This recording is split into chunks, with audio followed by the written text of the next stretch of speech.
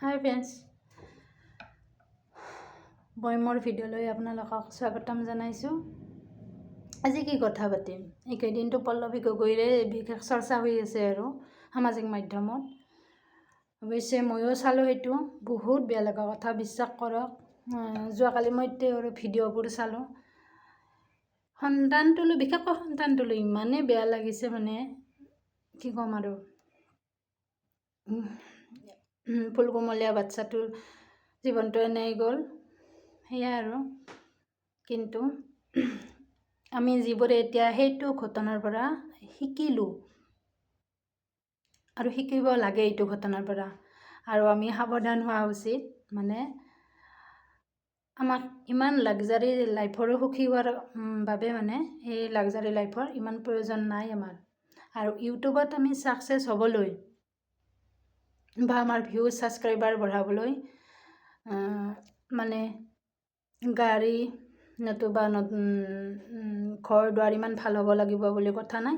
তেনে সাধাৰণ মানুহেও ভিডিঅ' বনাই বহুত সফলতা লাভ কৰিছে বা আমি দেখিছোঁ। আমি সেইবোৰে শিকিব লাগে।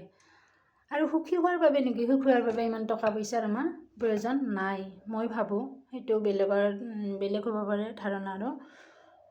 আৰু এতিয়া তেওঁৰ যিমানেই ভিডিঅ'বোৰ চাওঁ, যেন এনেকুৱা লাগে তেওঁ মানে ভাবিছিল হয়তো, মানে যিহেতু ইউটিউব জীৱনত তেওঁ নামিছিল, নতুন নতুন বস্তু দেখালে, নতুবা নতুন নতুন ঠাই দেখুৱালে, বা এটা লাক্সাৰী লাইফ থাকিলেহে ইউটিউবত সফলতা লাভ কৰিব পাৰে। হয়তো সেইটো তেওঁৰ ভুল ধাৰণা আছিল। আৰু আমি বিশেষকৈ আমি মহিলাবোৰে এইটো হ'ব লাগে যে আমি হয় বেয়া হৈছোঁ তেওঁৰ পৰা, কিন্তু তেওঁ যে আমাৰ সকলোবোৰ সপোন পূৰণ কৰিব লাগিব বা তেওঁ পাৰিব লাগিব, সেইটো কোনো কথা নাই। যদি ইমানে আমাৰ আশা থাকে, ইমান সপোন থাকে, আমি নিজেই নিজৰ সপোন আৰু আশাবোৰ পূৰণ কৰিবলৈ চেষ্টা কৰিব লাগে। তেতিয়াহে গম পোৱা যায় আচলতে টকা ঘটাটো ইমান সহজ কথা নহয়। আৰু সুখী হ'বলৈ, আগতে কৈছোঁ, সুখী হ'বলৈ ইমান টকাৰ প্ৰয়োজন নাই মানুহ এজনৰ জীৱনত। অৱশ্যে সুখৰ ধাৰণাবিলাক মানুহ বিশেষে বেলেগ বেলেগ হ'ব পাৰে, কিন্তু মই তেনেদৰেই ভাবোঁ।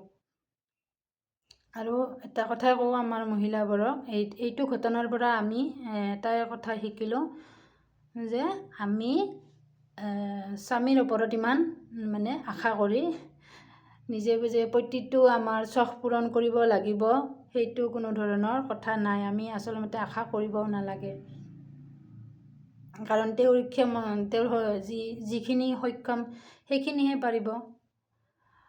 ইমান বেছি ওপৰত আমি আশা কৰি লাভ নাই, আৰু সেইটো ভবাটো আমাৰ আচলতে ভুল।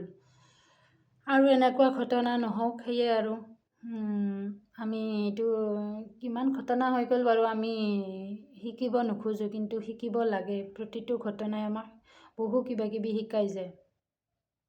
এইটো এতিয়া তেওঁলোকৰ কাৰ দোষ আছিল, স্বামীৰেই দোষ আছিল নে তেওঁৰেই দোষ আছিল, এইবোৰত আমি জাজমেণ্ট কৰিবলৈ গৈ লাভ নাই, যিহেতু আমি তেওঁলোকৰ ভিতৰুৱা কথাবোৰ ইমান নাজানো। সেয়াই আৰু, তেওঁলোকৰ আত্মাই শান্তি পাওক, কি ক'ম। আৰু আমি বৰ সাৱধান হওঁ, সেয়াই। ধন্যবাদ। আজিনো আৰু কি ক'ম, আৰু বহুত বেয়া লাগিছে এই ঘটনাটো। সেয়ে পটককৈ বনাই দিলোঁ আৰু ভিডিঅ' এটা।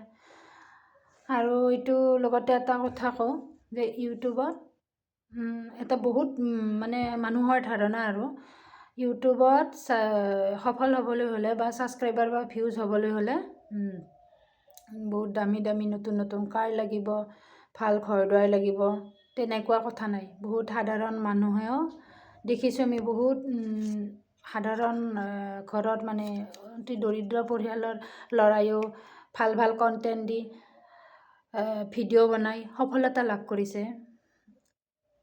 সেয়ে কথা। সফল হ'বলৈ বাৰু ইমান ধন সম্পত্তি দেখুওৱাৰ কোনো প্ৰয়োজন নাই। আৰু মই ভিডিঅ' বনাইছোঁ মোৰ মনটো ভাল লগাৰ কাৰণে, মানে এইখিনি সময় মই অকলে থাকোঁ, যিহেতু সন্তান দুটাও স্কুলত যায়।